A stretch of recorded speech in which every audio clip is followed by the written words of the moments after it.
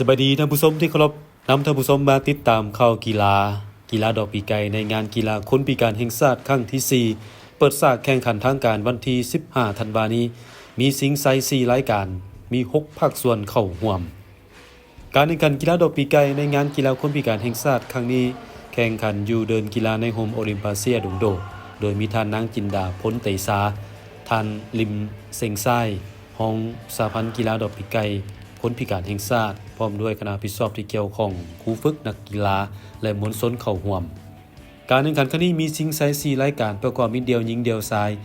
คู่หญิงและคู่ชายโดยมี6ภาคส่วนเข้าร่วมคือเจ้าภาพนครหลวงเวียงจันทน์แขวงสวรรณเขตคำมวลอุดมไซบ่อแก้วและหลวงพระบางกีฬาดอกปีไก่คนพิการนี่เป็นข้างทำอิฐเนาะก็หมายถึงว่าเป็นข้างปฐมฤกษ์ในการงานกีฬาการแข่งขันถือว่าก็มีนักกีฬาที่เข้าร่วมหลายพอสมควรมี6แขวงที่เข้าร่วมการแข่งขันของพวกเราในครั้งนี้ก็คือมีนครหลวงคำมวลอุดมไซหลวงพระบางสวรรณเขตมีอยู่4ประเภทการแข่งขันนักกีฬาเข้าร่วมทั้งหมด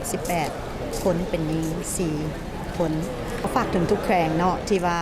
มีนักกีฬาขอให้เฟ้นหานักกีฬาดอกปีไก่เพราะว่านักกีฬาดอกปีไก่ก็เป็นกีฬาหนึ่งที่เป็นกีฬาบ่มีการกระทบเนาะบ่บาดเจ็บเพราะฉะนั้นแล้วก็อยากให้ส่งเสริมการเล่นดอกปีไก่ให้หลายขึ้นในทั่วทุกแขวงและข้างหน้าก็หวังว่า